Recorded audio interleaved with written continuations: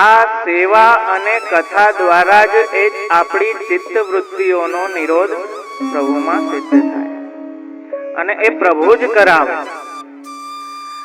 જેમ ચતુર્વ્યુહ સ્વરૂપે જો એક વસ્તુ સમજજો કે આપણે એક એક શ્લોક થી ને એમ વર્ણન થી જાશું ને તો કદાચ જન્મ પ્રકરણે પૂરું ના થાય. પણ સારરૂપ જે કાંઈ અધ્યાયમાં તત્વરૂપ હોય, વિશેષ જે કાંઈ હોય એ વધારે સમજવાની જે ભાવાર્થ છે સુબોધનીજીનો, એના દ્વારા આપણે એ રીતે ચાલશું.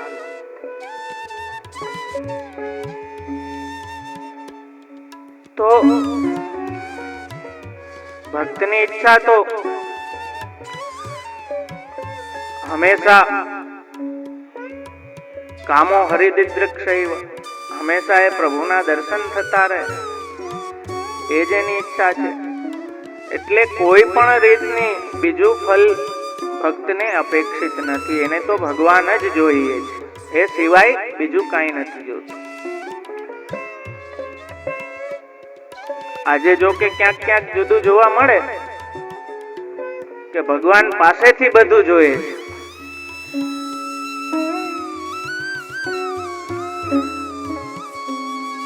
એટલે જેમ ગઈકાલે આપણે જોઈ ગયા કે ચતુર્વ્યુહનો પણ આપે પોતાનામાં નિરુદ્ધ કર્યા. એ ચતુર્વ્યુહનું કાર્ય આપણા અંતઃકરણનું સંચાલન કરવું છે, જે ગઈકાલે આપણે સમજ્યા. તો એ ચતુર્વ્યુહને પોતાનામાં નિરુદ્ધ કર્યા. એનાથી શું થયું કે જેટલા ભક્તો હતા દસમ સ્કંદના લેવલથી જોવો એ દ્રષ્ટિથી, તો ભક્તો સિવાયના પણ દૈત્યો હતા જેટલા કે એ સમયના ઉપસ્થિત એ લીલામાં હાજર હતા, એ બધાના અંતઃકરણનું મન બુદ્ધિ ચિત્ત અહંકારનું સંચાલન ભગવાનના હાથમાં આવી. હવે કોને કઈ રીતે નચાવવો, જેમ ફિલ્મ બને તો ડાયરેક્ટર નક્કી કરે કે કોની પાસે કેવી એક્ટિંગ કરાવી, કોને વિલન બનાવો, કોને હીરો બનાવો, કોને કોમેડિયનમાં મૂકવો. એવી બધી આખી આ જે લીલાની નિરોધની જે ફિલ્મ છે એનું આખું ડાયરેક્શન ભગવાનના હાથમાં છે. કયો કેરેક્ટર કઈ રીતે વર્તશે, કોની બુદ્ધિ કેવી ચાલશે. એક જેમ આવે છે ને કે જીતની ચાબી ભરી રામને ઉતના ચલે ખિલોના. તો એ રીતે જોવો તો જેમ ઓલો કઠપૂતળીનો ખેલ હોય, એ કઠપૂતળીઓની દોરી એ નચાવવા વાળાના હાથમાં હોય ને જેવી રીતે નચાવે એનો એ ડાયલોગ ડિલિવરી એ ઘણી કરતો હોય. તો એવી રીતે અહીંયા લીલામાં એ ભક્તોના અને જેટલા હાજર હતા એના અંતઃકરણનું આખું સંચાલન, બધું દોરી સંચાર ભગવાનના હાથમાં. જેમ કોઈ સ્ટાફને કંઈક જવાબદારી સોંપેલી હોય કે ભાઈ તારે આ જ કરવાનું છે, તારું આ કામ છે ને તારે કરતા રહેવાનું. પણ કોઈ એવા સ્પેશિયલ ઓકેશન્સ હોય કે એમાં કહેવામાં આવે કે ભલે અત્યાર સુધી તને આ પ્રમાણે ઇન્સ્ટ્રક્શન હતા પણ હવે હું કહું એમ કરવાનું. તો એવી રીતે બધી શક્તિઓ સાથે ભગવાનનું જે અનુશયન થયું, ત્યાં ભગવાન બધી શક્તિઓને ડાયરેક્શન્સ આપે છે. ત્યારે ત્યાં બધા કોઈ સ્વતંત્ર નથી. ત્યાં પછી ભગવાન કે એ રીતે કરવાનું. ત્યાં જો આડા ચાલે તો પિકનિકનો મૂડ બગડી જાય, તો મજા ના આવે. તો એ નિરોધને પરમ ફલ કહ્યું છે.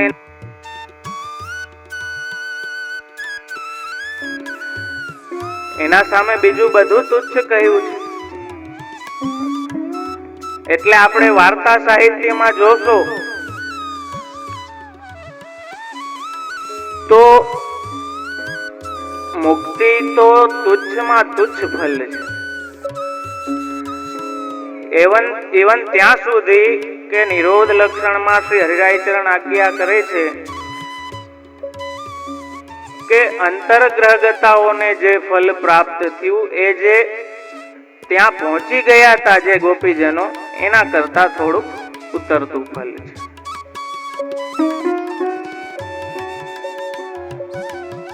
એટલા માટે એ રસરૂપ જે પ્રભુ છે એને બ્રહ્મમાંથી પરમાત્મા થયા. બહુ આ એક વાત સમજવા જેવી છે.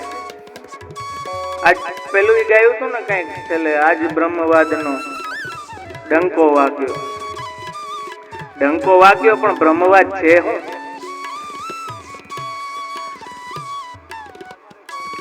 ના ના જેને ગણાય હોય હા એ તો મારે જ કહેવાનું. છૂટકો છે એમાંથી.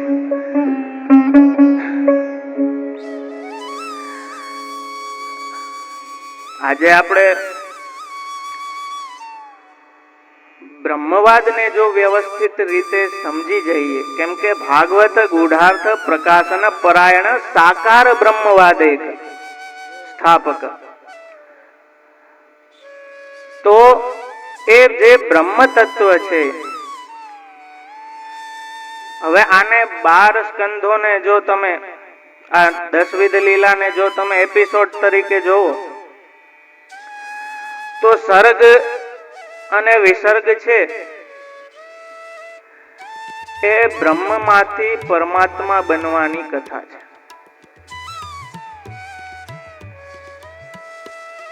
પછી સ્થાનથી લઈ અને ઈશાનું કથા ત્યાં સુધીમાં એ પરમાત્માથી ભગવાન બનવાનો એપિસોડ છે, એની આખી કથા છે. આખી સાયકલ છે, સમજજો. નિરોધ લીલા છે એ ભગવાન કેવી રીતે કૃષ્ણ બનીને એણે બધાના અંતઃકરણને બાંધી રાખ્યા છે અને બધાને પોતાનામાં નિરુદ્ધ કરી લીધા છે.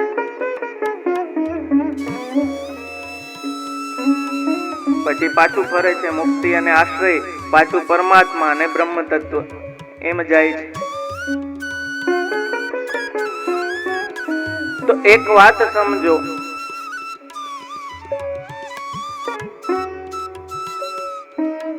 કે આજ પ્રભુનું વિરુદ્ધ ધર્માશ્રયત્વ છે કે જેનો ક્યારેય, જે અજન્મા છે, જેનો જન્મ નથી થતો છતાંય એ પુત્ર ભાવે પ્રગટે છે.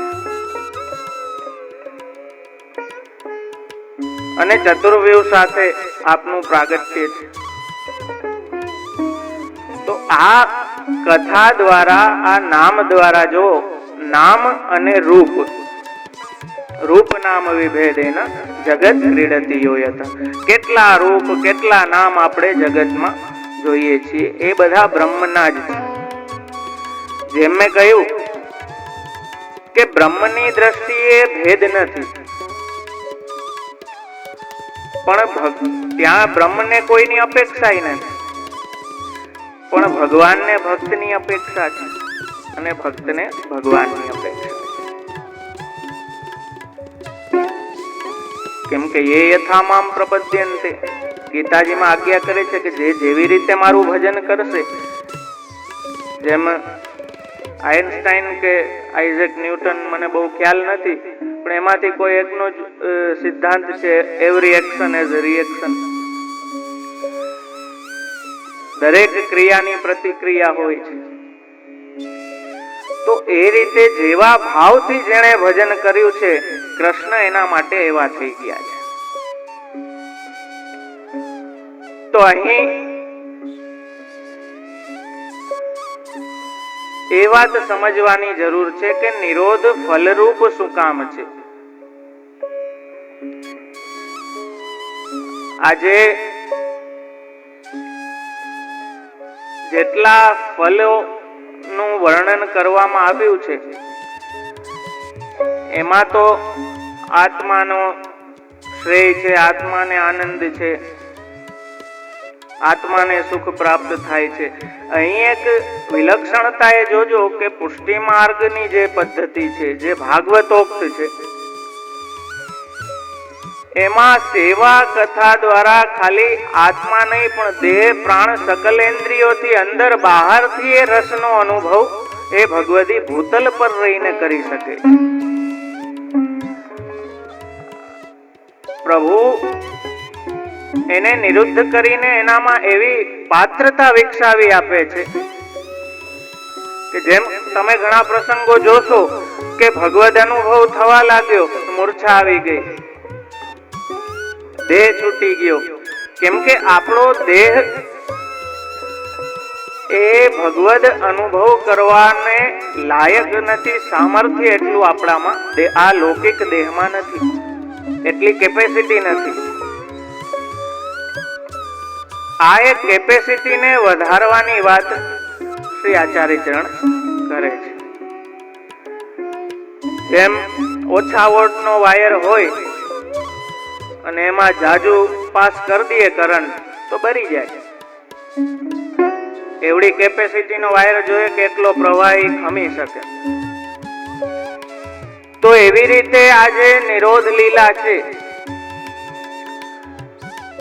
જેમ પ્રભુએ પ્રભુના સ્વરૂપથી ભક્તોનો નિરોધ સિદ્ધ કર્યો, એમ ભગવદ નામ પણ સ્વરૂપાત્મક છે.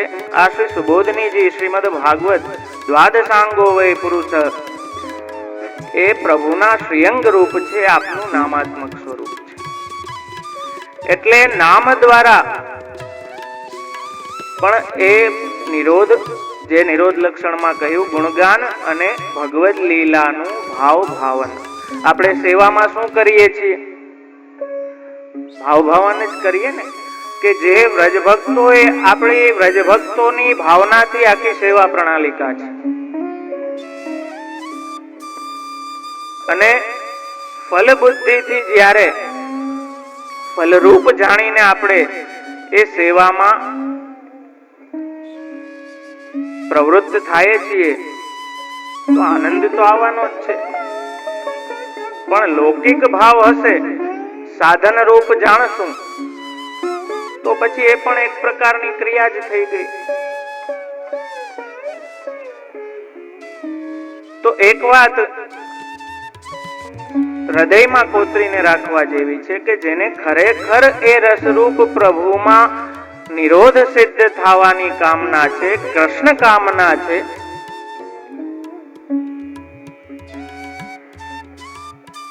એવા ભક્ત માટે તો પ્રભુ પ્રાગટ્ય પ્રથમ જરૂરી છે. પ્રાગટ્ય વગર નિરોધ સિદ્ધ થાય નહીં, પછી એ રૂપથી હોય કે નામથી હોય.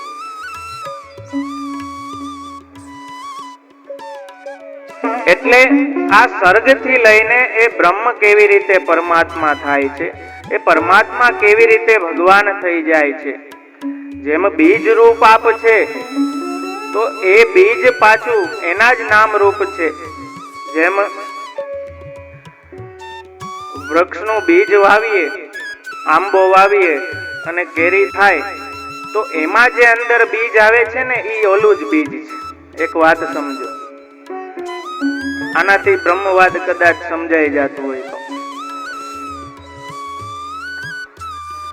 આ બ્રહ્મ सर्वम खलुमिदम ब्रह्म, जर्रे जर्रे में उसका नूर है, झांक खुद में वो ना तुझसे दूर है. परमात्मा जर्रे जर्रे में उसका नूर है, झांक खुद में वो ना तुझसे दूर है.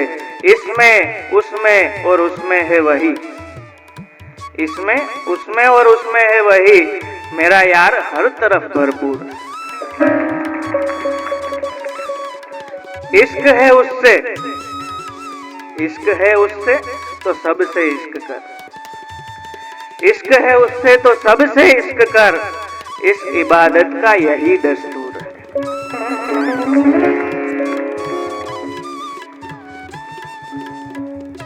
જો એનાથી પ્રેમ સિદ્ધ કરવો છે તો દરેકમાં એ ભાવ આપણો. એટલે આપણા ભગવદીઓ અને પૂર્વાચાર્યો આજ્ઞા કરે કે દૈન્ય રાખવું, હરિગુરુ વૈષ્ણવમાં ભગવદ ભાવ રાખવો. એ શું કામ આજ્ઞા કરે છે કે જો દોષ બુદ્ધિ આવી તો ભગવદ રૂપતા કેવી રીતે જોઈ શકશે?